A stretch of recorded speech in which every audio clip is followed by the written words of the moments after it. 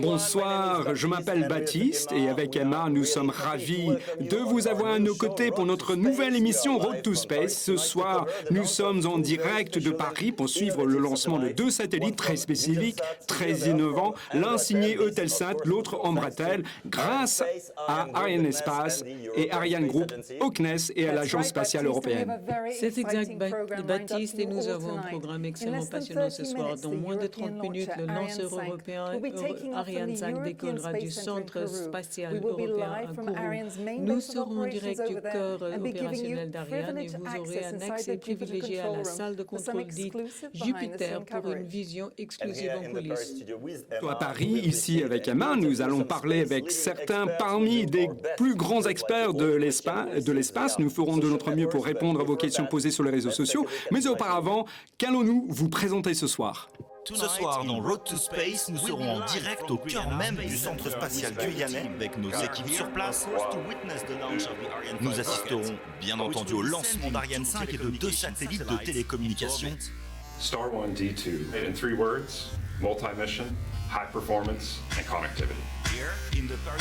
En plateau avec nos experts, nous décrypterons les étapes du lancement avec nos reportages. Nous plongerons dans le futur des satellites. Quantum is at heart the start of a revolution. Vous apprendrez comment fonctionne un satellite de télécommunication, puis en exclusivité, vous découvrirez les dernières avancées de la nouvelle fusée européenne Ariane 6. Je vous propose de le découvrir de l'intérieur. On répondra à vos questions sur les réseaux sociaux et nous verrons même si, comme dans le film Passager numéro 4, il est possible qu'un passager clandestin se glisse à bord d'une fusée. Mais surtout dans Road to Space, vous allez vivre avec nous ce moment magique et intense durant lequel la Terre rejoint l'espace et le présent embrasse le futur. Bienvenue à bord de Road to Space. Nous sommes ravis d'être avec vous ce soir. Nous allons aller directement à Kourou. Rendez-vous avec notre premier invité de marque, PDG d'Arianespace, Stéphane Israël, nous attend. Bonjour, bienvenue sur Road to Space. Je vous vois tous mobilisés pour ce lancement. C'est un vol plutôt spécifique, c'est avec Ariane 5, le poids lourd européen. Effectivement, bonsoir. C'est un lancement très spécial pour nous. C'est le premier lancement avec une Ariane 5 cette année et à bord deux clients de longue date. 1983 avec Star 1D et Quantum, Eutelsat. Nous avons là deux partenaires de très longue date à bord de cette Ariane 5. Deux passagers de marque. Et d'une certaine façon, ce lancement, c'est l'aboutissement d'une campagne, n'est-ce pas ? Certainement, oui, effectivement, nous sommes à quelques minutes du lancement et vous savez que le décollage sera à 6 heures heure de Guyana. Il faut que le satellite soit prêt, le lanceur, les satellites, et que le météo soit avec nous. Nous sommes dans les dernières minutes avant le lancement, le décollage, des opérations très importantes à réaliser avant le décollage. Nous voyons comment les choses se déroulent. Nous avons toute confiance pour ce lancement. On vole.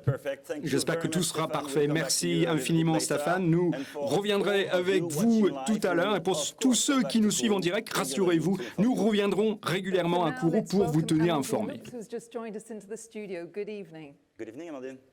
Bonjour, Amandine. Bonsoir.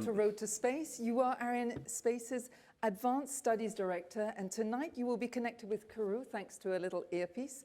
And giving us regular updates throughout the program about the mission. Vous allez nous expliquer ce qui se passe tout d'abord. Quelles sont l'étape principale de ce lancement?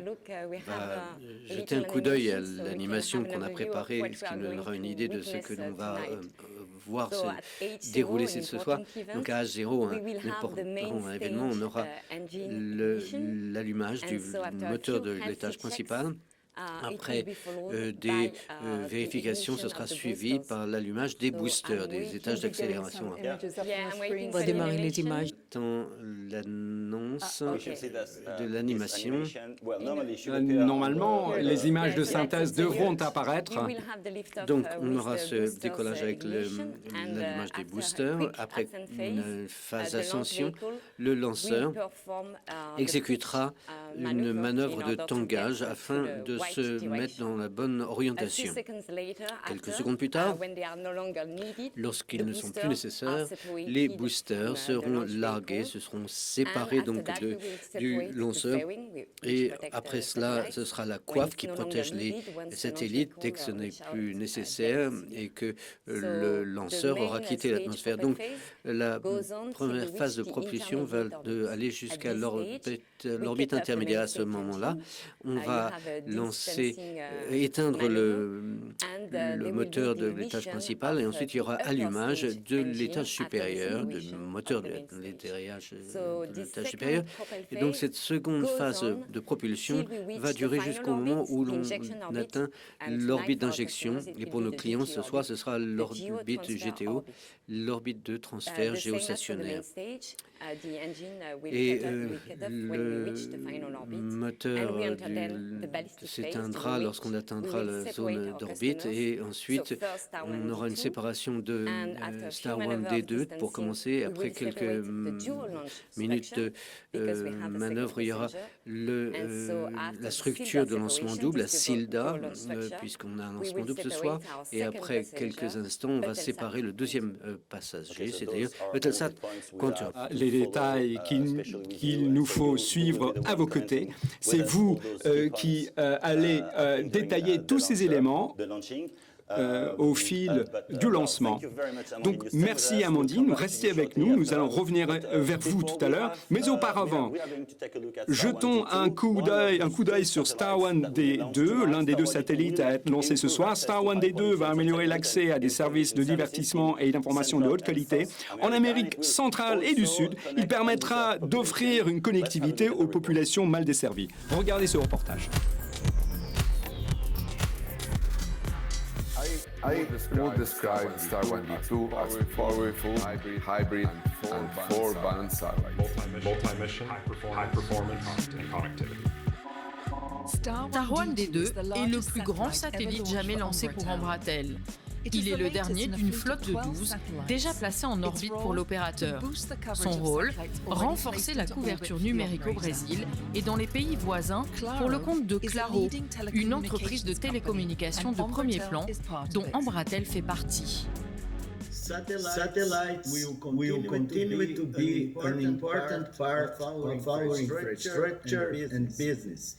We are part of the American Mobile Group, a leader in the telecommunications market in Latin America. Star One D2 a été construit par l'entreprise Maxar dans son usine de Palo Alto, en Californie, aux États-Unis. Le satellite sera lancé en orbite géostationnaire à 36 000 km au-dessus de nos têtes. Star One D2 is an important project for Maxar because of our partnership with Embratel and the geostationary communications market. We have been working on this satellite here at Maxar since the fall of 2017. Au cours des 36 dernières années, Embratel et Arianespace ont développé un partenariat solide et fructueux. Depuis sa création en 1985, l'opérateur brésilien a confié le lancement de tous ses satellites à Arianespace. Et Star One D2 n'échappe pas à la règle. Le PDG d'Embratel explique à notre journaliste pourquoi l'entreprise choisit toujours un lanceur Ariane.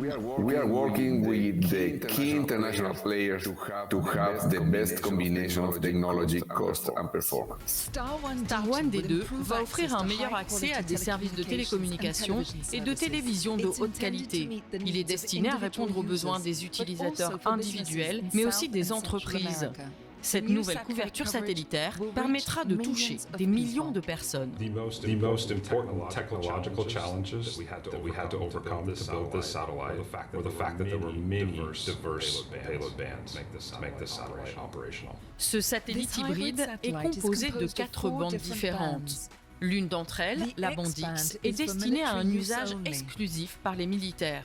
La bande C de Star One D2 possède une puissance exceptionnelle. Grâce à elle, le satellite pourra offrir une couverture télévisuelle à plus de 20 millions d'antennes paraboliques au Brésil. La bande Q accompagnera en grande partie la transition du pays vers la 5G, une exigence du gouvernement brésilien. Avec la bande K, Star One D2 augmente considérablement sa capacité de couverture mobile, en particulier dans le nord du Brésil, l'une des zones les plus touchées par les problèmes de connexion terrestre. Tout cela profitera bien sûr à la population locale. Chaque faisceau de satellite pourra connecter 4000 écoles à Internet dans les zones reculées. Le développement de la bande K au Brésil aura également un impact important sur le marché de l'agroalimentaire. To reach remote areas is our aim, to be the best option in all the market. With a great coverage of satellite, we will help transform businesses by bringing more possibilities for companies to reinvent themselves and to improve their service in addition to providing people with more ways to communicate and be entertained. Comme le reste de la flotte, Star One D2 sera opéré depuis le plus grand centre de contrôle de satellites du Brésil et d'Amérique latine, le centre de Guaratiba. Créé en 1983, il est situé dans la partie ouest de Rio de Janeiro. Mais avant de s'envoler dans l'espace, le satellite a dû effectuer un autre voyage sous haute surveillance, son transport de Palo Alto à Kourou, à bord de l'un des plus grands avions cargo du monde. Arrivé il y a quelques jours au port spatial, Star One D2 est prêt pour le décollage. Avant que le décollage de ce satellite ait lieu et qu'il trouve sa place parmi les étoiles, bienvenue à Raphaël Chevrier. Bonjour, Raphaël. Chargé de développement business spécialisé chez Arianespace. Donc aujourd'hui, on peut parler avec n'importe qui dans le monde. Mais quid de demain, que pourrons-nous faire? D'abord, j'aimerais rappeler que la moitié de la population mondiale manque encore d'une connexion Internet fiable. Donc les satellites sont la solution idéale pour venir compléter les réseaux terrestres et fournir une connectivité pour les zones éloignées où il est trop cher d'installer des infrastructures câblaires. Je pense aussi aux archipels, aux déserts, aux montagnes. Pour vous donner un exemple récent, nous avons lancé l'année dernière un satellite japonais BSAT-4P qui maintenant assure la vidéotransmission en haute définition pour les Jeux Olympiques de Tokyo. Donc, je voulais simplement vous le rappeler et que hier, nous avons un ingénieur d'Ariane Group qui a remporté la médaille d'argent de l'escrime, donc on aimerait la féliciter. Incompris, cela peut me toucher en tant que particulier, mais quid des entreprises? On peut penser à des applications illimitées. Si vous avez une forte connectivité, vous pouvez suivre des cibles mouvantes comme des avions, des bateaux, des trains, etc. Et il y a d'autres applications aussi pour la mobilité de la médecine aussi. Les médecins pourront s'occuper à distance de patients en temps réel et par exemple aussi assister à un acte chirurgical à distance. Et toutes les applications à l'Internet des objets, bien entendu, ce qui fera que demain, on pourra suivre ce qui se passe dans sa maison à distance en temps réel. Merci de ces informations précieuses. Restez avec nous. Et nous allons nous tourner vers le deuxième satellite mis en orbite ce soir. C'est le satellite Eutelsat Quantum. Il a été développé par l'ESA avec l'opérateur Eutelsat et les fabricants de satellites Airbus. C'est une technologie qui va pas encore changer la donne. Pour comprendre à quel point il est innovant, regardons ce bref reportage.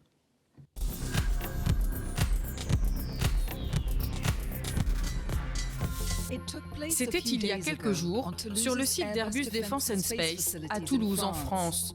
Une opération minutieuse dans une salle stérilisée sous atmosphère contrôlée, l'emballage du satellite Eutelsat Quantum. Un bijou technologique de 3,5 tonnes fabriqué pour l'opérateur Eutelsat, il est déjà la nouvelle référence des satellites de télécommunications. Eutelsat Quantum will be the first world commercial telecommunication satellite fully reconfigurable in orbit. Standard geostationary satellites are configured during construction over fixed coverage. With this new generation of satellites, you will be able to modify the coverage and to pinpoint a specific area and to define a route to follow a plane or a shipping vessel.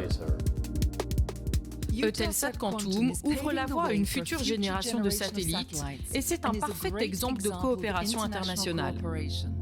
As you can see, the final assembly is done here in our facilities in our decision space in Toulouse. You can see the satellite behind me. And it's made of many components coming from Europe.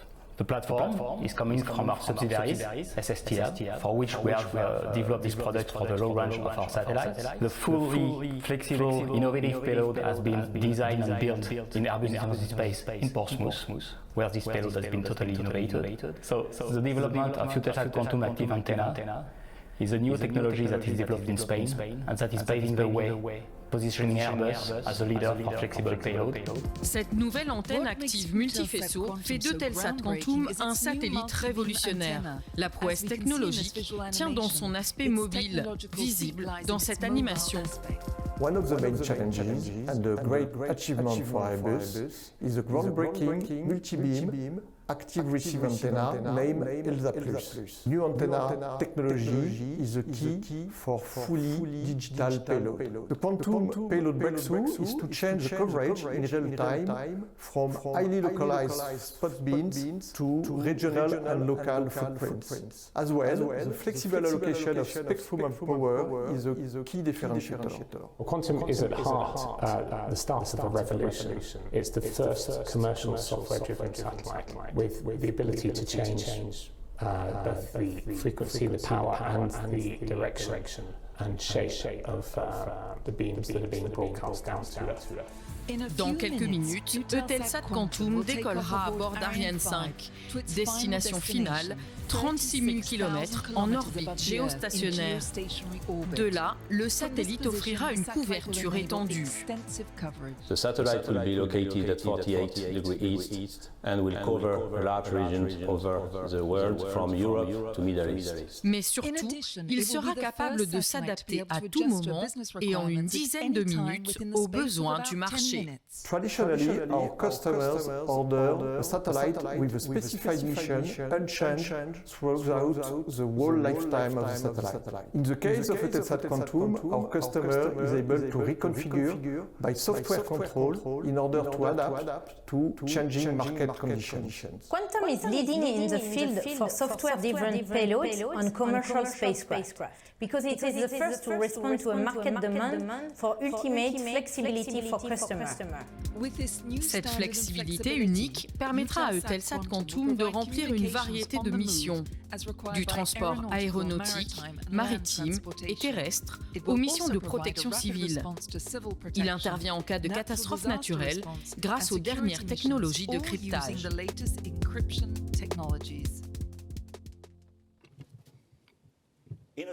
Dans quelques instants, nous allons rejoindre Kourou pour assister au décollage d'Ariane 5. Mais auparavant, notre expert de l'espace, Raphaël Chevrier, est toujours avec nous. Raphaël, parlons plus avant d'Eutelsat Quantum, dont le reportage parle d'une position géostationnaire. De quoi s'agit-il? En fait, c'est la position vers laquelle se dirige le satellite à 36 000 km de la Terre.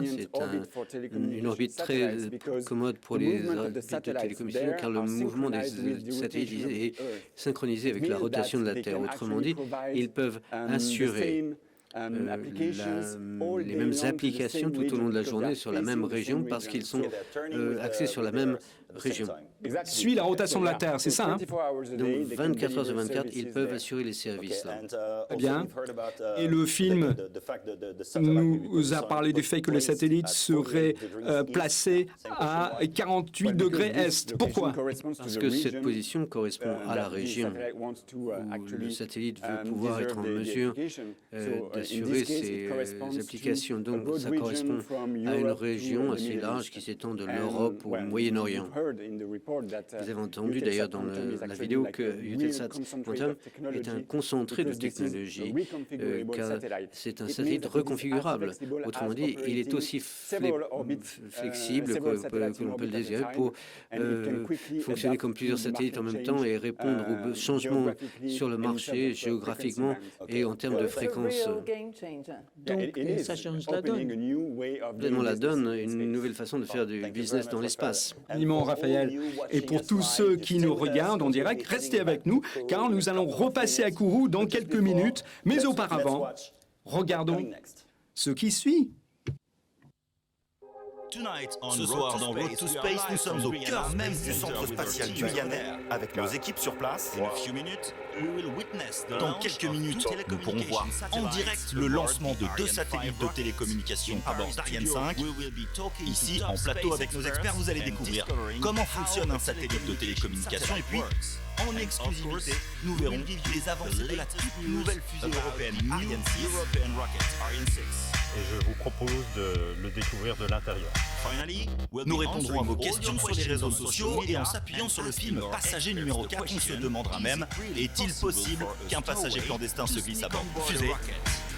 Restez à bord, tout de suite, la suite de Road to Space. Dans moins de 10 minutes, Ariane 5 décollera de Kourou en Guyane française. En attendant, accueillons Mathieu Chaise. Bonsoir. Mathieu, vous êtes chez Ariane Group depuis 18 ans et vous êtes impliqué dans le programme de développement d'Ariane 6.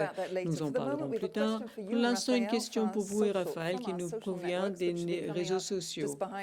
C'est juste là derrière moi. Et ça, c'est Daniel Fischer, un tweet. Ariane Space et ou l'ESA définissent-ils l'altitude à laquelle se situe la frontière de l'espace? 100 km, plus ou moins? Sans doute référence au débat récent qu'on a eu entre 2 entrepreneurs qui se sont rendus dans l'espace. Richard Branson à 80 km d'altitude, ce qui est considéré comme la limite de l'espace par la NASA, et Jeff Bezos qui a été à 100 km d'altitude, ce qui est reconnu comme la limite de l'espace par la Fédération internationale d'aéronautique. Donc la raison de ce débat, c'est qu'en fait, l'atmosphère est un continuum sans limite précise, faire des centaines de kilomètres et vous allez encore trouver des particules de la Terre dans l'espace. En fait, l'atmosphère s'arrête à 950 km. Alors, on n'a pas ce débat chez Ariane Space parce qu'on lance des satellites bien au-dessus de ces atolls à plusieurs centaines de kilomètres d'altitude. Donc, nous lançons ces satellites à ces hauteurs qui demandent beaucoup d'énergie.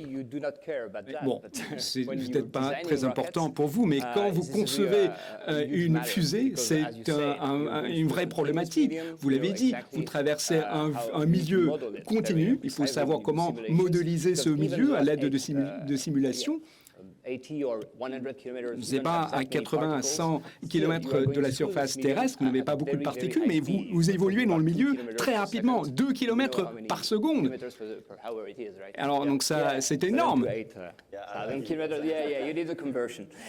Il suffit de faire les maths pour comprendre, pour mesurer la vitesse. Donc, chaque particule que vous allez rencontrer, cela va générer un écoulement en flux. Il faut vraiment comprendre cela pour définir l'instant où vous allez détacher la coiffe, parce que la coiffe protège les satellites de ces particules. Fin de la question. Est-ce que cela peut avoir une importance pour le plan opérationnel, scientifique, juridique ou ingénierie?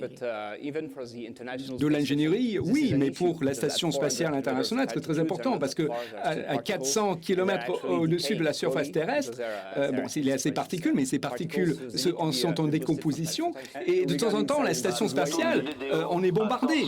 Pour la séquence finale lanceur. Désolé de vous interrompre, nous venons d'entendre le DDO. 7 minutes. Nous sommes à moins 7 minutes. Qui est cette personne et de quoi s'agit-il pour ce qui est de cette annonce? C'est le directeur des opérations. Et ce soir, comme je viens de l'entendre, il va être connecté avec le centre de contrôle télémesure. Il reçoit toutes les informations pour suivre les différents jalons au cours du vol et pour le suivre. Nous entrons maintenant dans la séquence synchronisée, autrement dit, on est prêt à partir, on va préparer le lanceur au décollage, préparer son isolement par rapport au sol. Et si tous les feux, les signaux, les panneaux sont ouverts, vous vous rappelez peut-être il y avait un panneau avec tous les états qui étaient ouverts, ça veut dire que la base spatiale est ouverte. c'est toutes les installations de la base, et la sauvegarde, la sécurité, aussi la météo.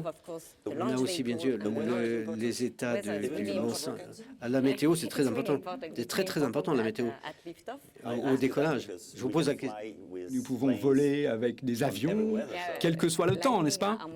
Mais lorsque vous avez de la foudre, par exemple, vous ne voulez pas une explosion au décollage. Et à certaines altitudes, vous ne voulez pas des vents trop forts. Si vous avez des vents rapides en hauteur, vous risquez, vous mettez aussi les populations locales en péril. Donc, et puis, il y a l'aspect du client qu'il faut protéger aussi. Donc, c'est la phase autonome, la dernière phase. La commande va être transmise aux ordinateurs de bord, aux véhicules de lancement qui va devenir le cerveau de son propre destin. Il va être prêt, se préparer au décollage pour la préparation de l'allumage. Voilà l'horloge, nous en sommes à 5 minutes du décollage. Nous repassons un Kourou, cap sur la salle de contrôle du bâtiment Jupiter pour voir ce qui s'y passe. Bonjour Cyrielle, c'est sympa de vous voir. Vous êtes la spécialiste des médias chez Arianespace pour ce soir. Vous allez nous faire un reportage dans les coulisses de la fameuse salle de contrôle Jupiter. Donc voici ma question, très simple. Qu'est-ce que c'est que cette salle? Qu'est-ce qui se passe? Oui, bonjour à tous. Comme vous l'avez dit, je suis dans le centre de contrôle de Jupiter et ce qu'on appelle l'aquarium. C'est le lieu où l'on reçoit toutes les informations ayant trait au port spatial guyanais et aux états, à la situation d'Ariane 5. Mais derrière moi, vous avez sur la deuxième rangée, vous avez les spécialistes de lancement du CNAS qui sont responsables de coordonner et suivre les télémesures, les données liées à la météo, les systèmes de télécom, au port spatial et de nombreux autres paramètres. Ici, maintenant, sur la deuxième rangée, nous avons les opérateurs satellites et les constructeurs satellites qui sont ici pour suivre leurs satellites. Et après, ils vont confirmer l'acquisition du signal, ce qui veut dire que le satellite se porte bien. Ensuite, au milieu, nous avons le CNES et les chefs de lancement Arianespace. C'est eux qui vont lancer le décompte final qu'on attend tous. À côté, nous avons le chef de mission d'Arianespace qui est responsable de coordonner tous les acteurs de la campagne de lancement. Et tout au fond, vous avez les autorités qui suivent le lancement. À droite, le responsable de CNES et à gauche, celui de... Non, donc à droite celui de l'ESA et à gauche celui du CNES. Maintenant, je vous emmène dans un lieu très particulier. Là, c'est le joyau d'Arianespace. C'est là où se trouve la zone dédiée aux chefs de projet Arianespace et aux directeurs de programmes satellites. Ils sont ici pour s'assurer que tout fonctionne bien. Et maintenant, la dernière étape de votre voyage, on y est passé un peu plus tôt ce jour d'ailleurs avec Stéphane, qui est assis là. Donc cette zone, c'est là où toute la haute direction suit le lancement. Et de l'autre côté de cette paroi de verre, vous voyez que nous avons du public ce soir. Ils viennent des équipes clients, du port spatial de Guyane et aussi quelques invités extérieurs. Vous voyez qu'on vient d'ouvrir les portes pour que le public puisse se rendre sur les terrasses et suivre le spectacle du lancement de ces terrasses. Cyrielle, nous allons leur permettre de se concentrer parce que nous en sommes à 1 minute et 28 secondes du décollage. Nous allons à présent regarder le spectacle. Après tout, nous sommes là également pour le spectacle, n'est-ce pas? Nous croisons les doigts. Bon, ce n'est pas ainsi que nous les qualifions, nous autres ingénieurs, mais bon.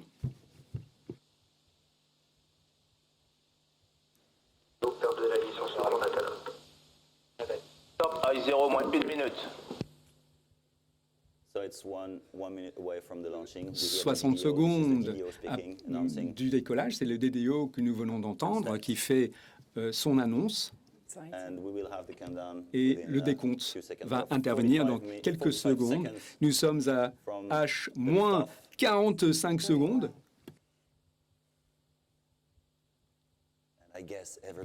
Et tout le monde, j'imagine, très concentré. Même sur le plateau, nous sommes assez tendus.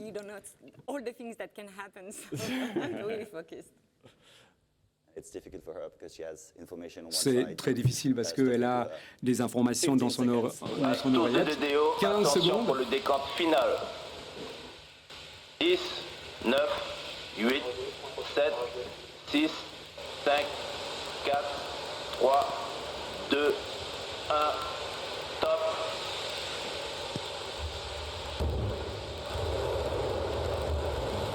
Allumage Vulcain. Match EAP, décollage.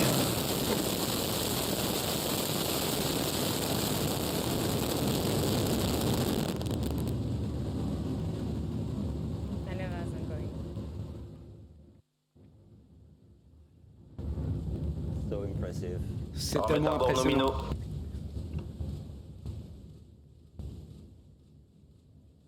On vient de voir Ariane 5 qui disparaît dans l'espace, mais restez avec nous parce que ce qui va se passer ensuite, c'est aussi important que le lancement. C'est le moment où les deux satellites, Star 122 et Eutelsat-Quantum se séparent. Mais c'est pas tout, Baptiste. Non, ce n'est pas tout. Je regardais l'écran, je suis désolé, j'étais quelque peu distrait. Bon, mais pour répondre à ma question, je vais la poser à Amandine. Combien de kilomètres est-ce que Ariane 5 va parcourir avant de déployer les satellites? En fait, Ariane 5 ne va pas aller jusqu'à l'orbite géostationnaire. Ce serait un voyage bien long. On va à l'orbite de transfert géostationnaire, qui est une ellipse autour de la Terre, avec le point le plus bas, qui est plus proche de la Terre. Et c'est là où l'étage supérieur va nous amener les satellites à environ 650 km d'altitude. Et cette orbite a pour intérêt que le point supérieur est au même rayon que l'orbite GTO. Donc ce sera aux clients, une fois qu'ils sont libérés sur l'orbite de transfert, d'aller jusqu'à l'orbite géostationnaire et faire les dernières manœuvres pour circulariser leur orbite. Je l'espère d'ailleurs que tout est calculé et programmé. Donc le rôle joué par l'équipe à Kourou, c'est quoi à ce stade? Mais je vous ai parlé aussi de l'ordinateur de bord. Le lanceur sait précisément où il se trouve, à quel moment, quel est l'état de sa vélocité, de son accélération. Donc il va atteindre l'orbite en recalculant en permanence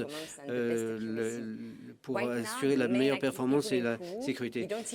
Vous ne voyez pas.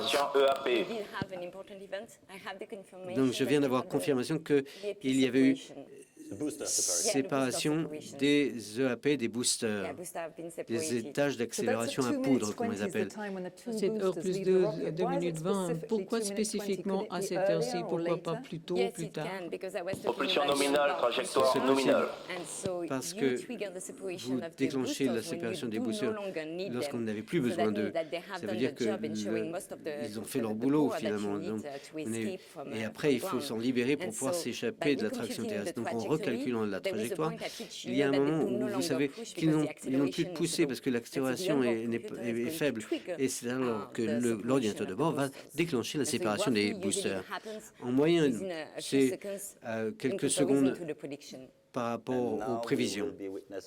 Maintenant, nous allons assister à la prochaine phase En tout cas, je l'espère. Je viens d'avoir confirmation de la séparation de la coiffe. Donc la coiffe était là pour protéger les satellites des vibrations acoustiques au décollage, parce qu'il y a beaucoup de bruit au décollage, et aussi de l'atmosphère, comme Mathieu et Raphaël le disaient tout à l'heure. Donc on sépare la coiffe lorsque l'ordinateur d'abord recalcule tout, c'est la vitesse, l'altitude, il peut recalculer l'aéroflux, et lorsqu'on est sous le seuil maximum de flux autorisé pour le lanceur et nos clients satellitaires, l'ordinateur de bord déclenche la séparation, le largage de la coiffe. Ariane 5 n'est plus perceptible depuis la surface terrestre. Comment est-ce que nous allons garder le contact avec le lanceur? On maintient le lien avec la fusée grâce à un réseau de stations de poursuite avec une visibilité qui reçoit les télémesures du lanceur. Ce sont les principaux paramètres des mesures du lanceur. Et une équipe, vous me posez la question, une équipe qui est située dans la première station à Galliot, en Guyane, qui reçoit toute la télémesure du lanceur, les traite, les analyse et s'assure que c'est conforme aux prévisions. Et ils nous donneront, et me donneront, et au DDO ce soir, tous les principaux jalons. Ils vont analyser les données. Après quoi, le lanceur va être suivi par d'autres stations de poursuite, d'abord à Natal, au Brésil, puis dans l'océan Atlantique, il y a la station de poursuite d'Ascension. On y reviendra tout à l'heure. Nous allons procéder pas à pas. Apparemment, c'est le lancement qui est complet. Là. Quelle est la vitesse actuelle? Au moment précis, nous sommes à une altitude de 160 km et la vitesse est de 3 km par seconde. Est-ce que vous pouvez expliquer au public, de toute façon, vous avez sous les yeux les données, hein? Toutes les données sous les yeux. Donc, ce qui mérite de mentionner, c'est que la masse n'est plus que de 150-160 tonnes. 775 tonnes. C'est pourquoi on se sépare des boosters, parce que une règle simple dans l'espace, plus vous êtes léger, plus vous allez vite. Plus léger, nous gagnons en altitude, vous êtes plus rapide. Ça ressemble à une chanson, mais c'est pas grave. Alors, Mathieu, une petite question. En préparant cette émission, nous parlions du VA 254, n'est-ce pas? Donc, de quoi s'agit-il? C'est un code secret? Effectivement, c'est un code secret. Je ne peux pas en parler plus avant. Non, blague à part. En fait, c'est le numéro du vol, V pour vol, A pour Ariane, VA, et donc le vol 254. Mais ce qui est intéressant, c'est que tout cela nous fait remonter à 41 ans avec le premier vol d'Ariane, Ariane 1, en 1979. Et aussi le 24 décembre. Nous avons lancé la veille de Noël. Voilà, la naissance d'Ariane, la veille de Noël. Donc Noël, vous avez regardé le lancement?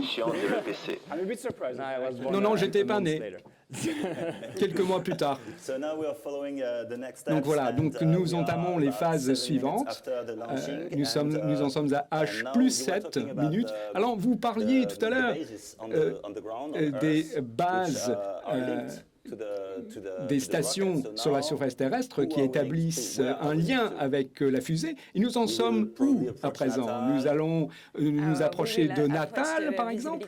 Approcher de la visibilité de Natal, la station de poursuite de Natal au Brésil, ce qui veut dire qu'on est bien sur notre trajectoire et qu'on a quitté la côte américaine.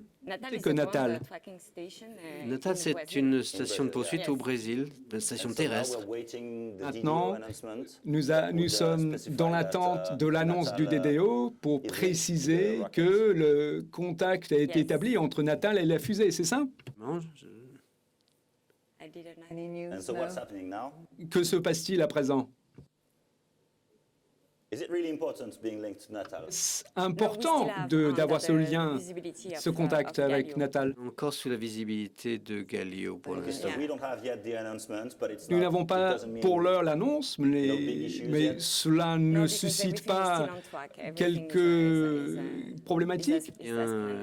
Dans les clous, tout est nominal. C'était la prochaine étape. Et puis ensuite, quelle sera la prochaine étape?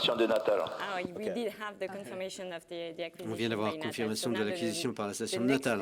Donc la prochaine étape qu'on attend, c'est l'extinction de l'étage principal, le EPC, oui, étage principal cryogénique, qui va être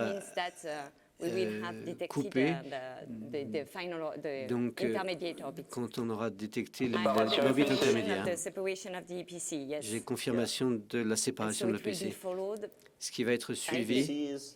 Et le PC, c'est l'étage supérieur, l'étage inférieur, d'accord. Et on vient d'avoir confirmation de l'allumage de l'étage supérieur, moment critique toujours pour nous, parce que c'est un moteur cryogénique et c'est pas donné. C'est toujours un moment intense parce que la cryogénie et l'allumage cryogénique dans les conditions spatiales, ça n'est pas facile. Donc on rentre dans la deuxième phase de propulsion avec l'étage supérieur qui va amener nos clients sur l'orbite finale GTO. Infiniment.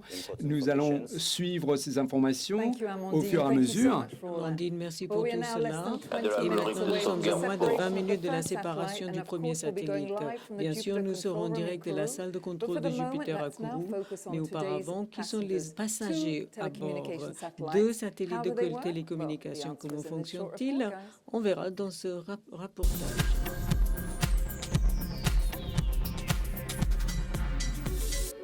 Pour comprendre le fonctionnement d'un satellite de télécommunication, prenons un peu de hauteur. Dans un satellite, il y a 2 parties. Le module de service, ou le bus, qui renferme les équipements nécessaires à son fonctionnement, et le module de communication, que l'on appelle la charge utile, où se trouvent les antennes et les équipements électroniques. L'information est envoyée depuis une station au sol qui la transmet à un satellite sous forme de signaux à haute fréquence. Ces signaux arrivent dans le transpondeur qui assure la réception et la transmission du signal. Ils sont ensuite renvoyés vers une ou plusieurs autres stations au sol et relayés par des antennes ou des câbles jusqu'à l'utilisateur final. En levant les yeux au ciel, on pourrait noter que certains satellites restent fixes alors que d'autres se déplacent rapidement. C'est parce qu'ils ne sont pas situés sur les mêmes orbites. Un satellite qui reste fixe se trouve sur l'orbite Géo, pour géostationnaire. À près de 36 000 km d'altitude, au niveau de l'équateur, il tourne avec la Terre. C'est pourquoi il semble fixe dans le ciel, alors qu'il se déplace à 3 km/s. À cette altitude, le satellite couvre constamment une très large zone géographique qui ne change pas. Pour certaines applications, les satellites géo vont avoir besoin de renforts, car certaines d'entre elles ont besoin d'une latence extrêmement faible. La latence, c'est le temps nécessaire aux signaux pour atteindre le satellite et revenir sur Terre. Moins de 500 millisecondes pour les géos, moins de 50 pour les satellites en orbite basse ou LEO. Comme ils sont plus bas, entre 400 et 2000 km d'altitude, ils se déplacent très vite et ne couvrent qu'une zone géographique limitée pendant un court instant. Ils sont donc opérés en constellation. Eh bien, Raphaël, nous avons compris, l'avenir des satellites réside quelque part dans les constellations. Nous avons parlé de Jeff Bezos et d'Elon Musk avant de passer à l'antenne. Alors, j'ai compris que ces personnes prévoit d'envoyer plus de 45 000 satellites dans l'espace. Est-ce qu'il y a assez de place? Suffisamment vaste pour accueillir de nombreux avions. Et l'espace est encore mieux, car plus vous êtes éloigné de la Terre, plus vous avez de volume d'espace que vous pouvez remplir avec des satellites. Ça ne pose pas de problème pour les orbites géostationnaires qui sont très loin de l'acquisition de la télémesure par la station de Natal. Excusez-moi de vous interrompre. Amandine, de quoi s'agit-il? Natal? Ça veut dire que... Perte de télémesure nominale attendue. Donc, nous venons d'assister à l'acquisition du signal par la station natale. Ensuite, il y a un trou de visibilité, mais qui est tout à fait normal, qui est prévu. Et pendant cette phase, toutes les données vont être enregistrées à bord et seront transférées, téléchargées à la prochaine de la télémesure par la station d'Ascension. Donc, c'est Ascension qui va récupérer ces données, donc c'est la station suivante. Donc tout est nominal. Bien, nous allons revenir au fil de notre question. Est-ce qu'il y a assez de place là-haut?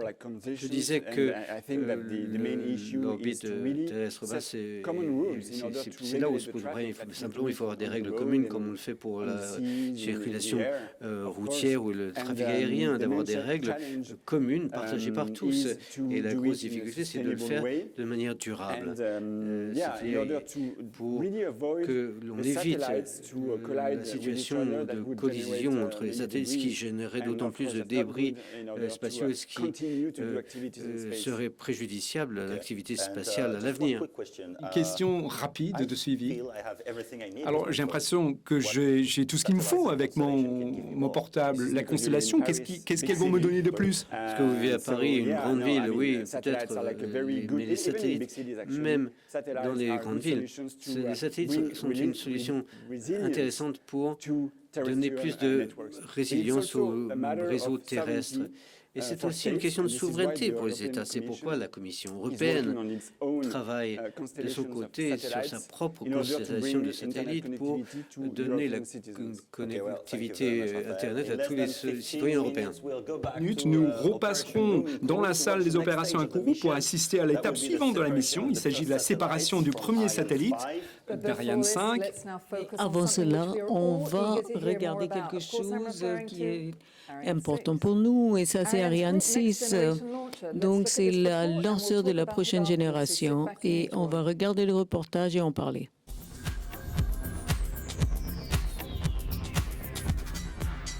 À 4 km du pas de tir d'Ariane 5, le futur est en chemin au port spatial européen. Ces dernières semaines, le portique mobile de la zone de lancement d'Ariane 6 est sorti de terre. Les travaux du complexe ELA4 ont été réalisés sur une zone de 170 hectares entourée par la jungle. Thierry Vallée est le responsable du site pour le CNES. Nous nous trouvons actuellement entre le bâtiment d'assemblage lanceur et la zone de lancement, sur la route qui relie donc les deux installations. Un portique mobile géant a été construit. À l'intérieur, les ouvriers vont assembler le lanceur. Ils seront ainsi abrités en cas de mauvais temps. La structure mesure 90 mètres de haut et 50 mètres de large. Son poids, 8000 tonnes, est plus lourd que la tour Eiffel. Le portique d'Ariane 6 a cette particularité d'être mobile parce qu'il a besoin de pouvoir être déplacé de 140 mètres vers le nord pour dégager le lanceur quelques heures avant le décollage. L'infrastructure est déjà bien avancée et depuis le mois d'avril, les tests se déroulent dans le port spatial, comme vous pouvez le voir sur ces images impressionnantes.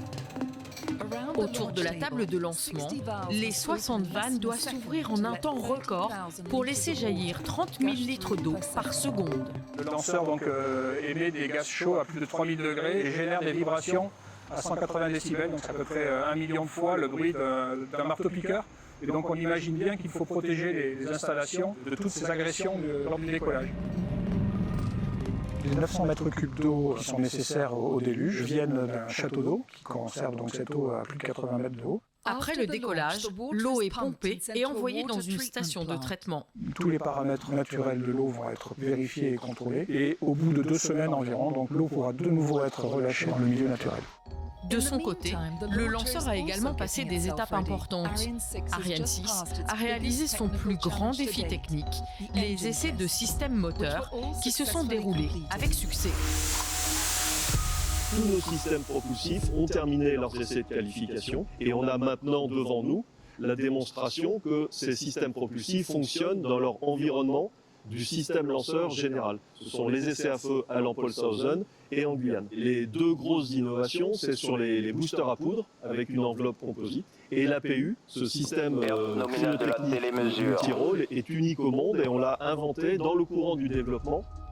Au pied de la fusée, les boosters P120C, qui équipent également le lanceur Vega C, peuvent être intégrés par 2 ou 4 sur Ariane 6. Ils fournissent la poussée pendant les 135 premières secondes de vol et assurent la sortie de l'atmosphère terrestre. Le deuxième moteur, le surpuissant Vulcain 2.1, est le moteur de l'étage principal et fournit une poussée de 140 tonnes.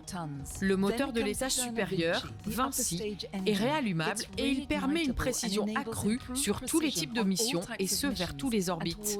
Le quatrième système motorisé, le groupe auxiliaire de puissance APU, est l'atout majeur de la fusée. Il permet de déployer des charges utiles sur plusieurs orbites, un élément crucial pour les constellations de satellites. Pour le lanceur lui-même, on a défini l'architecture du lanceur. On s'apprête à déposer la définition que l'on va qualifier pour aller en vol. Et à côté de ça, on a commencé à produire les étages. Un premier étage supérieur et sur son banc d'essai à Leopoldshausen pour réaliser des essais à feu dans les semaines qui viennent. Et on réalise également le lanceur qui va partir en Guyane en septembre pour réaliser les essais combinés du sol et du bord. À Kourou, l'Agence spatiale européenne, l'ESA, qui finance et gère l'ensemble du programme Ariane 6, supervise les travaux menés par le CNES et Ariane Group. Ici, nous nous trouvons devant le BAL, le bâtiment d'assemblage lanceur d'Ariane 6.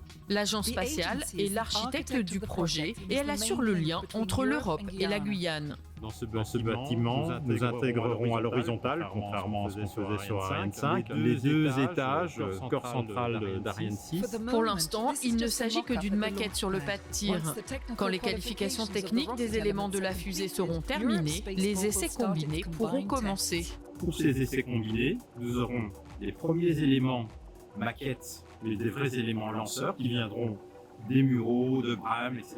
ici en Guyane, s'interfacer avec les éléments du sol développés par le CNES. L'objectif, à la fin de ces essais combinés, c'est l'autorisation de la première campagne de lancement Ariane 6.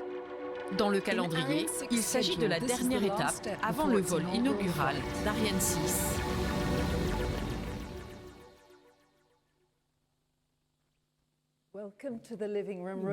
Trajectoire nominale, propulsion nominale.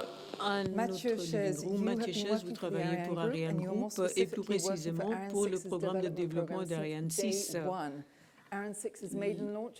Donc, ce sera lancé l'année prochaine, n'est-ce pas? Quels sont les changements techniques que vous avez effectués en Ariane 6? Ravi de voir ce reportage parce que cela vous a donné un aperçu, un survol très intéressant. Vous regardez les bâtiments, les installations, ce qui nous permet de fabriquer, d'assembler, intégrer le lanceur de façon moins onéreuse et de façon très efficace. Grand changement. Et puis ensuite, nous pouvons avoir un meilleur jeu de propulseurs. Nous pouvons avoir 2 lanceurs pour le prix d'un avec ce nombre accru de propulseurs. Puis ensuite, ce qui change la donne, c'est l'étage supérieur cryotechnique et ce qui permet de faire un réallumage en orbite, ce qui ouvre un boulevard de perspective pour le profil des missions. Oui, je suis vraiment d'accord. On peut faire tout type de missions sur tout type d'orbite. En fait, on peut aussi faire des missions avec autant de satellites qu'on peut en mettre sous la cosse et séparer à différents endroits de l'espace. C'est aussi important de pouvoir déployer des constellations de satellites. Oui, en fait, on se prépare à la première mission européenne sur la Lune avec Ariane 6 cette décennie et aussi une mission sur Mars qui est prévue pour 2026 avec Ariane 6. On enverra une sonde spatiale sur Mars qui va prélever des échantillons sur Mars qui avaient été collectés par Perseverance et ça reviendra sur Terre en 2031 dans une perspective réjouissante. Et maintenant, on va retourner à Baptiste qui est avec le représentant de l'European Space Agency. À vous. Merci Emma. 3 minutes de propulsion de l'étage QS. Je suis ravi d'être de nouveau avec Daniel Neu de Chadmer. Vous avez consacré toute votre carrière à l'industrie spatiale. Aujourd'hui, vous êtes directeur du transport spatial chez l'ESA. Pendant le dernier sujet, nous avons constaté que Ariane 6 est en passe de devenir une réalité. Mais quel rôle a joué l'ESA dans les mises au point de lanceurs? Bonsoir à vous tous. Le rôle de l'ESA dans le développement d'Ariane 6 pour deux fonctions principales. En premier, nous étions l'entité d'achat du développement et ensuite l'architecte comme on l'a dit dans le film. Ça veut dire qu'on a défini les exigences de haut niveau, adapté les besoins institutionnels pour l'avenir de ce lanceur et nous avons fait la réception des livrables, la fusée et le site de lancement. Et puis acquisition de la télémesure par la station de Malindi au Kenya. Fait les tests combinés du lanceur et de la base de lancement en gérant ça par rapport à la définition des tests combinés pour s'assurer qu'on avait une synchronisation parfaite des deux éléments pour aller être prêt au lancement. À vos côtés, nous avons Marie-Anne Claire, directrice du Centre spatial guyanais. Marie-Anne Claire, est-ce que vous pouvez m'entendre? Ravi de vous voir. Dans ce sujet, nous avons constaté la création de nouveaux bâtiments pour accueillir le prochain lanceur. Combien de personnes ont été mobilisées sur ce chantier? Trajectoire nominale. Nous avons commencé la construction pour le nouveau lanceur Ariane 6 en 2019. À l'époque, il y avait 3000 personnes qui travaillaient sur la base pour l'adapter, mais pas à temps plein. Et nous avions une pic en 2018 où il y avait 6000 personnes et aujourd'hui, nous sommes à moins de 200. Dans le but de commencer à préparer les essais combinés dont Daniel a parlé. Beaucoup Daniel, merci à Marie-Anne Claire. Nous allons revenir à Kourou tout à l'heure, mais nous souhaitons évoquer une phase critique importante, n'est-ce pas Amandine? Dans quelques secondes, le DDO, normalement, il va confirmer l'allumage du moteur de l'étage supérieur, n'est-ce pas? Nous attendons l'extinction de l'étage supérieur, mais c'est qu'on arrivera à l'orbite d'injection. Phase critique. C'est un moment important. Ça veut dire qu'on a terminé la phase de propulsion.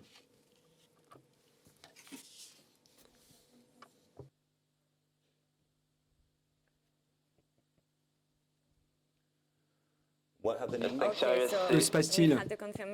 Eh bien, nous avons de la confirmation.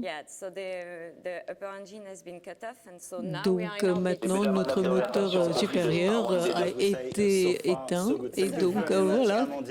Comme on dit. Merci, Amandine. Dans un instant, nous allons nous tourner vers les réseaux sociaux pour répondre à vos questions, mais regardons ce qui va suivre. Dans Road to Space, nous avons assisté ensemble au lancement d'Ariane 5 et de 2 satellites de télécommunications. Mais ce n'est pas terminé. Avec nos experts, dans un instant, nous allons continuer à répondre à vos questions sur les réseaux sociaux et nous allons même nous poser la question suivante. Est-il possible, comme dans le film Passager numéro 4, qu'un passager clandestin se glisse à bord d'une fusée?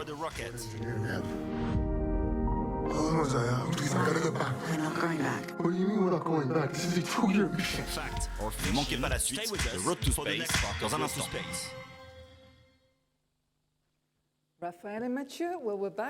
Eh bien, nous sommes de retour et nous avons une question de nos réseaux sociaux. Comme vous savez, nous n'avons pas beaucoup de temps parce que dans moins de 4 minutes, nous allons retourner à Kourou. Toute l'équipe nous attend pour la première séparation. Alors, entre-temps, on a un tweet de Arthur ou à Amir qui pose la question: qu'est-ce le syndrome de Kessler? C'est un scénario théorique selon lequel le nombre de débris spatiaux sur les orbites basses atteint un seuil où cela crée une réaction en chaîne. Ce qui fait qu'il y a tellement de débris en orbite qu'on ne serait plus en mesure d'utiliser l'espace plus longtemps. Mais par chance, en Europe, on a une loi française de l'espace qui gère la manière dont on fait nos missions de lancement de telle sorte que l'on observe les meilleures pratiques pour faire en sorte que les services de lancement soient conçus de la manière la plus durable possible. De vous dire, quand il y a un réallumage de l'étage supérieur signifie qu'à l'issue de la mission, une fois que vous avez déployé vos satellites, vous aurez la possibilité de réallumer les moteurs pour dégager l'étage supérieur de son orbite. Donc, après la mission, vous allez balayer derrière vous. Mais cet effet Kessler me rappelle Gravity, hein, les premières séquences. Exactement, c'est le type d'événement catastrophique qui pourrait advenir. Mais nous n'y sommes pas du tout, hein. Je précise. Merci de ces informations précieuses. Alors, nous aurons des réponses pour d'autres questions d'ici la fin de l'émission, mais nous devons à présent nous tourner vers le satellite Star One D2, qui est sur le point de se séparer. Nous sommes dans l'attente de cette séparation. Amandine, vous allez nous dire? Pour l'instant, nous faisons toutes les manœuvres qu'il nous faut pour la séparation de ce satellite, et c'est ce que nous appelons la balai de l'espace. Il faut arriver à la bonne altitude, et je viens d'avoir la confirmation. Oui. Donc, tout va bien jusqu'à présent. Nous allons rejoindre Kourou. Normalement, Cyrielle est en liaison avec nous. Est-ce qu'elle est en attente? Est-ce que vous nous entendez? De toute façon, nous pouvons voir les personnes en présence dans la salle Jupiter. Ils sont rivés à leurs écrans. Cyrielle, très bien. Que se passe-t-il? Et bienvenue, Baptiste de nouveau. En fait, comme vous voyez ici, on est tous très tendus. On vient d'avoir la confirmation de la séparation de Star 1 D2, mais n'oublions pas que nous avons encore un deuxième passager à bord et que la mission n'est pas encore terminée. Eh bien, vous voyez ici que tout le monde ici est toujours en train de travailler, très, très concentré, et on attend maintenant l'orbite suivante. Moitié du travail accompli. Le gros est derrière nous, mais il reste quand même une autre problématique. Amandine, alors nous avons parlé de la première séparation, et avec vous d'ailleurs, Raphaël, et nous allons y passer, mais dans un premier temps, évoquons la question du SILDA. C'est la cône noire que vous voyez dans l'animation, et c'est ce que nous appelons la structure de lancement duel. Et ça, c'est à la base de la configuration duel double. En fait, il faut tirer maximum profit de toute performance. Ah, je viens d'avoir la confirmation du lancement. Et donc, le SILDA, c'est la structure qui vous permet d'embarquer deux satellites qui veulent aller dans la même direction. Et en fait, vous parliez de l'innovation. Et c'est exactement ça pour la mission suivante. Et maintenant, nous allons faire la manœuvre suivante pour arriver à la bonne altitude. Merci, Amandine. Raphaël, pourrions-nous parler maintenant de la première séparation? Pour l'opérateur Embratel, ça doit être vraiment un soulagement. Il y avait beaucoup de tension. Bien sûr, comme Cyrielle et Amandine disaient, Ariane 5, c'est conçu pour faire des lancements doubles et d'avoir deux satellites. Mais c'est quand on dit que la moitié du travail a été fait, en fait, il y a trois séparations. Le premier satellite, la SILDA, et ensuite le dernier satellite. Ça veut dire qu'en fait, je peux vous laisser imaginer, si la SILDA n'est pas positionnée correctement, qu'est-ce qui va se passer lorsqu'on veut séparer le dernier satellite? Donc, bien sûr, tout le monde reste très concentré sur le reste de la mission. Nous nous concentrons sur les satellites, mais il y a le SILDA également. Si le SILDA, ça tombe en panne, vous ne pouvez pas libérer les satellites. Bon, avant de nous consacrer à la séparation de Telsat Quantum, le deuxième satellite, nous allons vous faire voyager. Nous allons regarder la bande-annonce du film de science-fiction Stowaway, passager clandestin en français. Après, nous allons répondre à la question, un passager clandestin peut-il se glisser inaperçu sur une fusée? Voici la bande-annonce.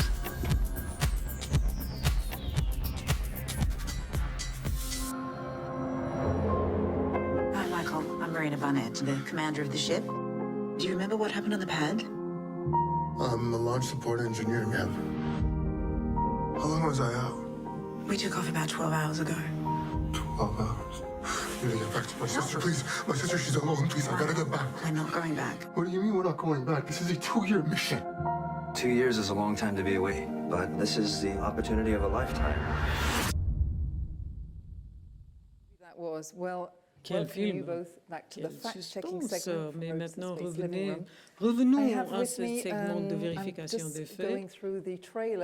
J'étais en train de regarder cet extrait et ceux qui ne l'avons pas vu, il s'agit en fait d'un équipage de 3 personnes en mission de 2 ans vers Mars. Le dilemme s'invite lorsqu'ils découvrent à bord un 4e passager. Donc, ma première question pour vous deux est le suivant. Est-ce plausible? J'espère vraiment que non. Si ça se produisait, je pense qu'il faudrait que les prestataires de services révisent leur procédure, parce que c'est une question de procédure et de processus. Quand on fabrique une fusée, tout est vérifié, parce que l'un des risques que nous redoutons, c'est un objet étranger et le dommage que cela peut propager. Vous avez oublié un outil et ce qui endommage la fusée pendant le lancement. Chaque outil est étiqueté, vous avez une équipe dédiée qui s'occupe de s'assurer que rien n'est laissé derrière à l'intérieur du lanceur. Donc tout ce qui est à l'intérieur, mais à l'extérieur, parce que finalement nous sommes à Kourou, une jungle tropique, il y a des moustiques, des animaux. Effectivement, c'est sauvage ici à Kourou. Non, mais quand vous êtes dans ces immenses bâtiments d'intégration, vous redoutez l'arrivée d'un oiseau, par exemple. Embaucher un spécialiste du comportement animal qui est responsable de s'assurer que lorsqu'on ouvre les portes, qu'il y ait des pièges pour les animaux, de faire des opérations de diversion pour empêcher les animaux de rentrer. Poussière qui peuvent rentrer? Même une petite poussière, c'est un problème. Donc l'air est filtré autour des satellites et suivi de près. Pour les charges utiles scientifiques, comme le télescope qu'on va lancer à la fin de l'année, par exemple, image ici. Le moindre grain de poussière rendrait le télescope aveugle et endommagerait la mission. Vous voyez qu'ils utilisent des lampes ultraviolets pour détecter les saletés. Par exemple, si vous passez votre salle de bain avec une lumière ultraviolet, vous ne pourrez jamais plus prendre une douche dans votre salle de bain. Et maintenant, je suis rassurée qu'il n'y a aucun moyen pour un clandestin de rentrer dans l'Ariane 5. Et maintenant, passons à Kourou, à Baptiste, chez Baptiste qui va nous parler de la séparation du satellite Eutelsat. Dans moins de 10 secondes, plus ou moins, Eutelsat Quantum, le satellite sera libéré par le lanceur, un élément essentiel. Nous sommes en attente et nous devrions voir des applaudissements, des visages joyeux si tout se passe bien.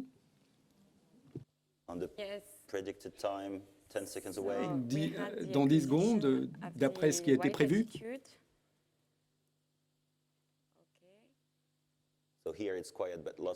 Bon, tout est tranquille sur le plateau, mais il y a beaucoup de choses en ébullition, sans doute en Guyane. Donc c'est la fin de cette mission. Oh, je vois votre visage, Raphaël, je vois votre visage, Mathieu et Amandine, vous aussi. Donc j'imagine que c'est la fin de la mission. Immédiatement, nous allons rejoindre Kourou pour voir, prendre la température sur place, les applaudissements. Voilà, et maintenant, nous devrions pouvoir rejoindre Stéphane Israël. Est-ce que vous êtes là? Vous êtes là? Vous avez votre masque, mais je vois très bien que vous souriez. Je confirme. Donc vous êtes content? Nouvelle. Bien sûr, je suis très heureux, mais surtout pour nos clients. Bien sûr. C'est très important pour nos clients.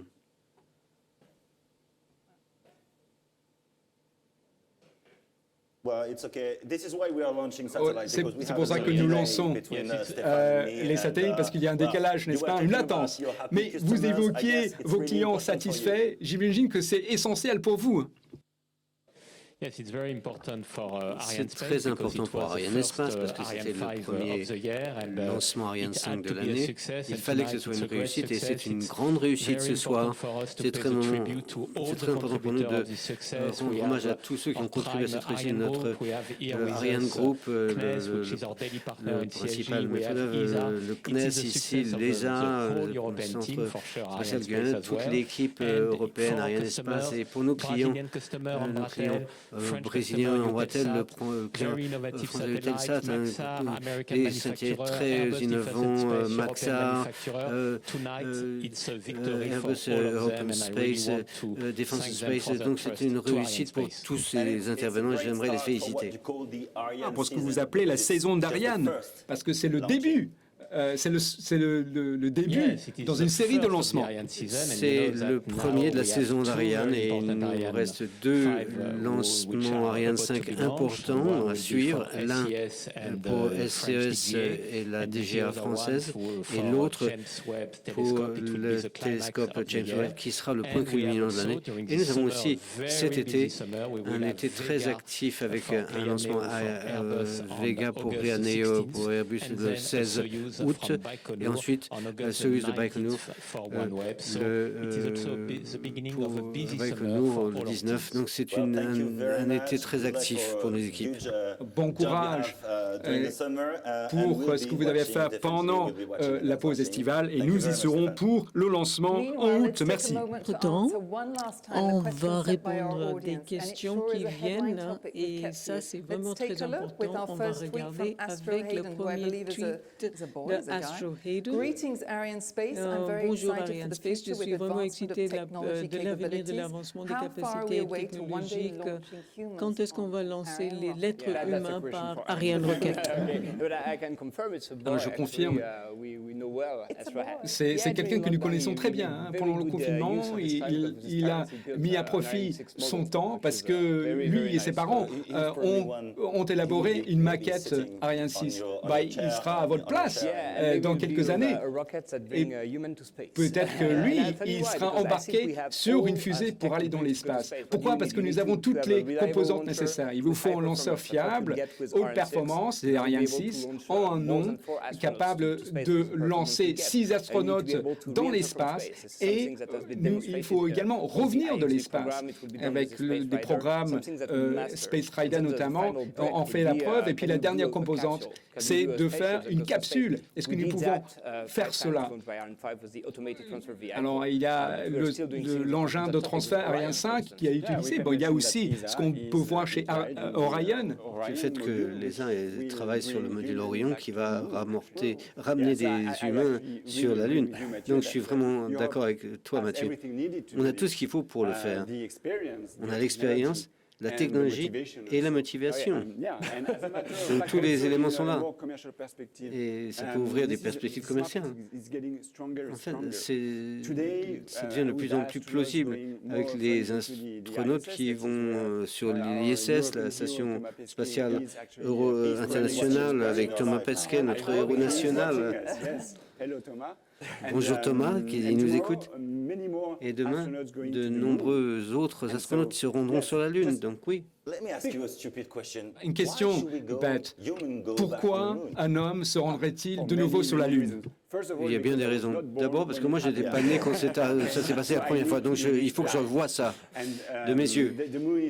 Ensuite, la Lune est une mine d'intérêt scientifique. On y est allé, c'est vrai, mais on n'a pas visité de nombreux endroits sur la Lune et on a rapporté des échantillons qui sont limités.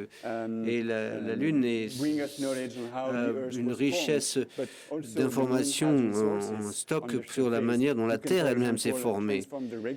Et puis la régolithe, c'est la poussière qui couvre la surface de la Lune qu'on peut transformer en eau et en oxygène. Ça donne des conditions d'une présence prolongée des humains sur la Lune.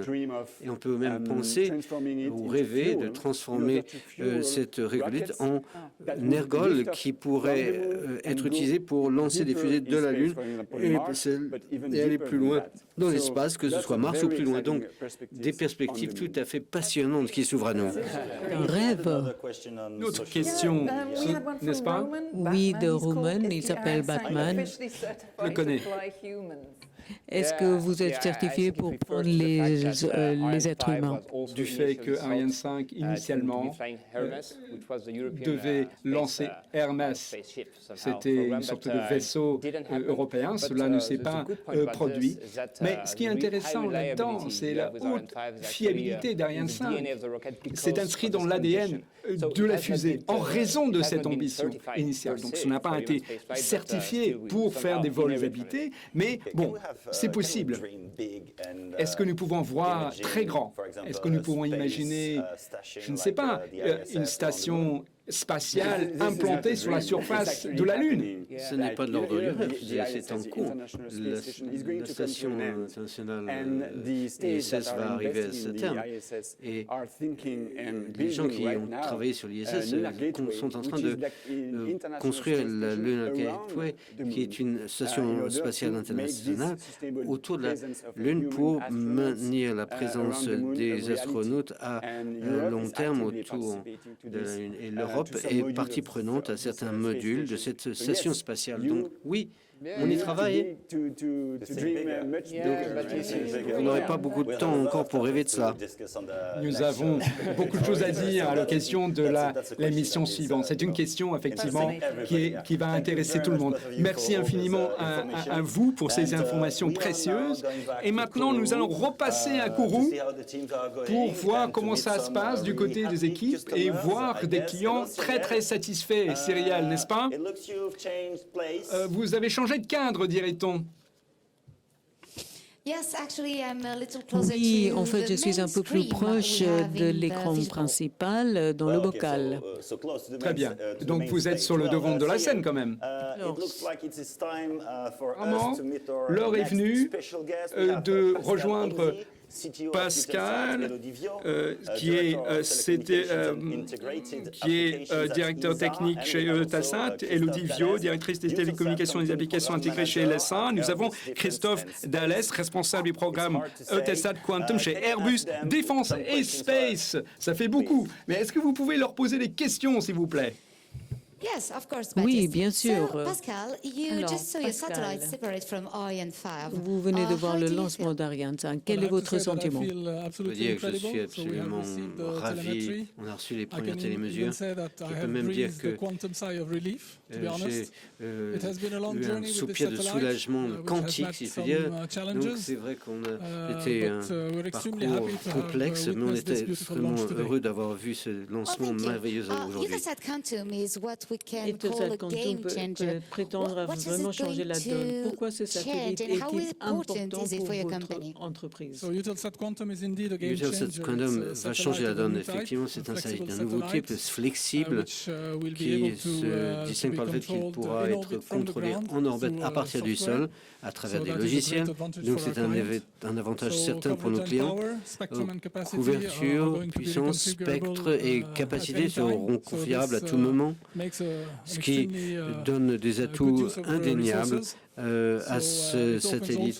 Cela ouvre aussi la possibilité de nouvelles applications, de données gouvernementales et autres. The satellite was developed under a public-private partnership, right? Exactly. So Quantum Satellite is a satellite that has been developed on a private partnership, via un partenariat public-privé avec l'opérateur Eutelsat et l'ESA. Donc, c'est un partenariat public et privé qui nous permet de partager les risques avec les opérateurs et puis faire des innovations qu'il faut pour Eutelsat. Donc, il est très, très important pour l'Europe. Oui, tout à fait. Il y a beaucoup de pays, il y a 6 pays qui sont ensemble pour soutenir tout le développement d'innovation. Le Royaume-Uni, les Pays-Bas, Norvège, Canada, ils ont tous aidé pour aider ces acteurs privés et publics. En plus, maintenant, nous avons Eutelsat Quantum qui est leader en ce qui concerne les satellites définis par le soft. Et maintenant, il y a la génération suivante qui est en développement avec beaucoup d'innovations entre l'ESA et également les acteurs commerciaux. Wow, ça c'est incroyable. Merci Elodie. Monsieur Christophe, c'est un long voyage pour vous. Il a fallu chercher de nouvelles technologies pour vos satellites. Qu'est-ce que ça fait de faire partie de ce voyage? C'était un projet passionnant. J'aimerais remercier les équipes d'Airbus tout d'abord au Royaume-Uni, en France, en Espagne, en Italie ou aux Pays-Bas également, et ainsi que l'équipe SSTL pour tout le travail et leur dédication.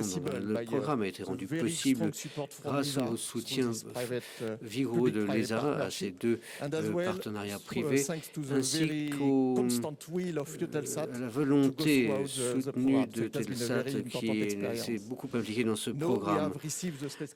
On a reçu les premières télémesures. On sait que l'on a quelques opérations encore à réaliser pour finaliser le travail et passer en réception d'orbite, mais je suis certain que l'équipe d'Airbus et les partenaires feront le nécessaire pour apporter satisfaction au plus haut niveau à notre client. Pascal, un dernier mot pour votre équipe et vos partenaires. J'aimerais évidemment remercier notre fournisseur et partenaire Airbus. Les équipes du Royaume-Uni et de la France ont travaillé sur ce satellite depuis un grand moment. Aussi l'Agence spatiale européenne et l'Agence spatiale britannique qui ont aidé au financement du développement et de la construction du satellite. Bien sûr, notre partenaire historique Arianespace qui nous a offert un lancement magnifique aujourd'hui. Et enfin, j'aimerais aussi remercier et féliciter nos co-passagers, l'équipe de Marcelo qui ont partagé ce voyage et l'équipe de Telsat. Bien sûr, ceux qui sont ici avec moi et ceux qui sont restés en Europe et qui ont travaillé dur sur ce satellite.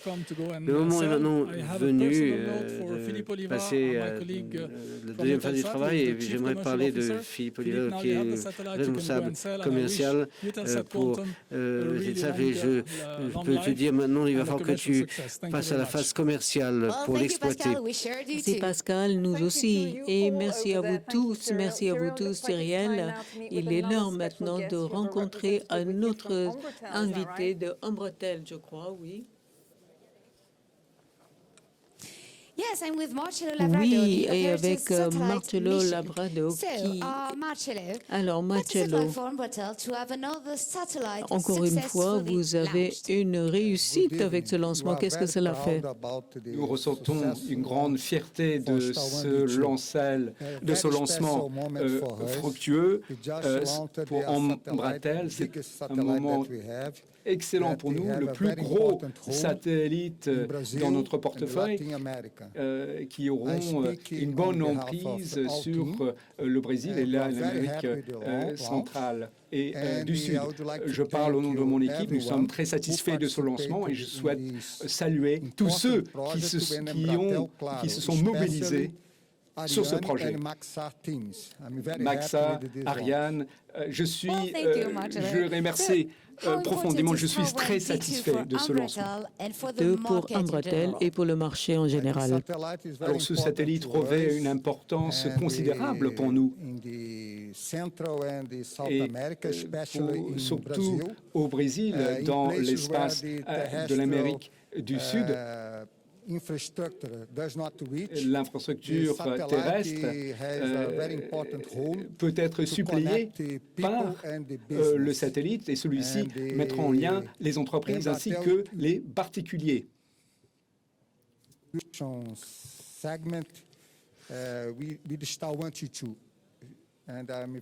Et je suis ravi de ce lancement et longue vie à notre satellite. Merci encore une fois, Marcello. Je sais que vous avez beaucoup de travail à faire, donc je vous laisse partir. Et à vous de nouveau. Merci. Et donc, mission accomplie. Et vous êtes soulagés, je suppose. Moi, je tremble d'excitation. Oui, je suis comme vous tous. Et nous sommes maintenant dans la phase de passivation, tous comme ils font. Voilà, on est tous très concentrés. Merci Amandine, merci Mathieu, merci Raphaël et Baptiste, et félicitations à tout le monde, à Ariane Espace, Ariane Group, European Space Authority et le CNES. Merci de cette réussite. Sera de retour pour le prochain lancement avec ses sujets exclusifs et passionnants. Bonne nuit donc à tous. Et si vous regardez les étoiles dans les prochains jours, souvenez-vous, nous construisons notre avenir là-haut.